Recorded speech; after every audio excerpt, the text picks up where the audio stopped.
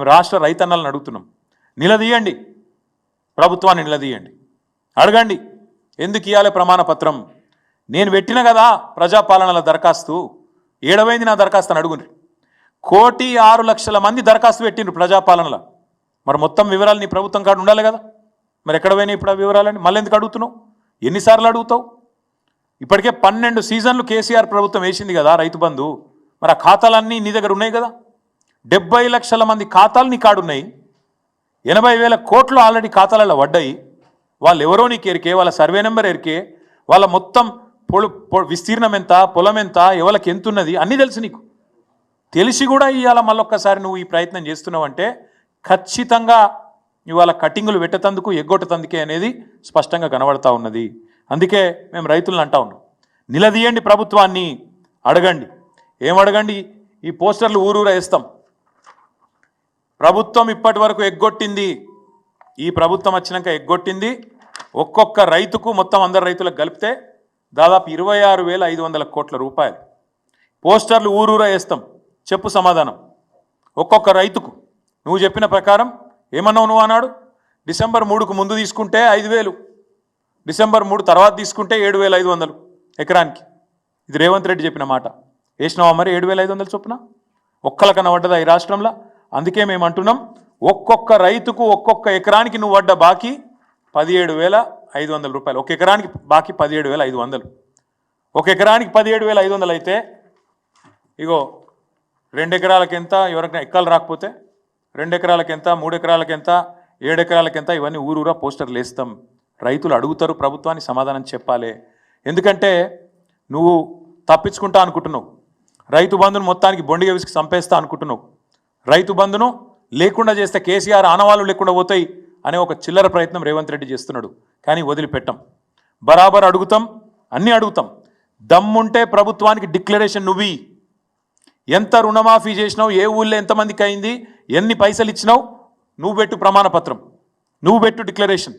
ఏ ఊళ్ళే ఎంతమందికి రైతు బంధు పోయింది, ఎన్ని పైసలు పోయినాయి, ఎవరికి ఎంత ముట్టినాయి, దమ్ముంటే పెట్టు. బోనస్ ఎవరికి ఎంత వచ్చింది ఊళ్ళే పెట్టు. ఏ ఊరికి రైతు కూలీలు ఎంతమంది ఉన్నారో పెట్టు.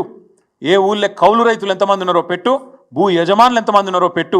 అప్పుడు హిసాబ్ కితాబ్ మొత్తం కూడా రైతులు లెక్క తీస్తారు.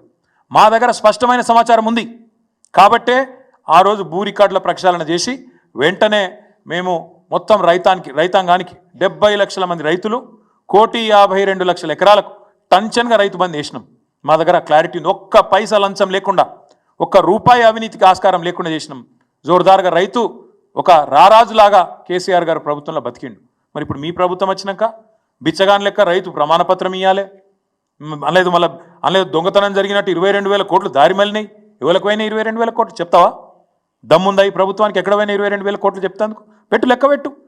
సూర్యాపేటలో ఎంత, సూర్యాపేట నియోజకవర్గంలో ఎన్ని పైసలు పోయినాయి, సిరిసిల్ల నియోజకవర్గంలో ఎన్ని పోయినాయి, మహబూబ్నగర్లో ఎన్ని పోయినాయి, హుజురాబాద్లో ఎన్ని పోయినాయి, మెదక్లు ఎన్ని పోయినాయి, మొత్తం పెట్టుర్రి. ఏ ఊరికి ఆ ఊరు పెట్టి లెక్క. అప్పుడు మొత్తం రాష్ట్ర రైతాంగం తీస్తుంది, హిసాబ్ కితాబ్ మొత్తం తీస్తుంది. ఎవరు దొంగలు, ఎవరు ఏంది, ఎవరు కాంగ్రెస్ వాళ్ళ మాటలేంది, ఇప్పుడేం జరుగుతున్నది విలేజ్ వైజ్ పెట్టండి, గ్రామాల వారీగా పెట్టండి, గ్రామ పంచాయతీ కాడ పెట్టండి. అవసరమైతే ప్రతి గ్రామంలో రైతు వేదిక ఉంది, రైతు వేదికల కాడ పెట్టండి. మేము ఈ ప్రభుత్వాన్ని డిమాండ్ చేసేది పిచ్చి పిచ్చి వేషాలు, పిచ్చి పిచ్చి ఆలోచనలు చేయకుండా స్పష్టంగా ఈ కొత్త దరఖాస్తులు మళ్ళా ప్రమాణ పత్రాలు రాసియాలే అనే పనికిమాలిన ఆలోచనలు బంద్ చేయండి.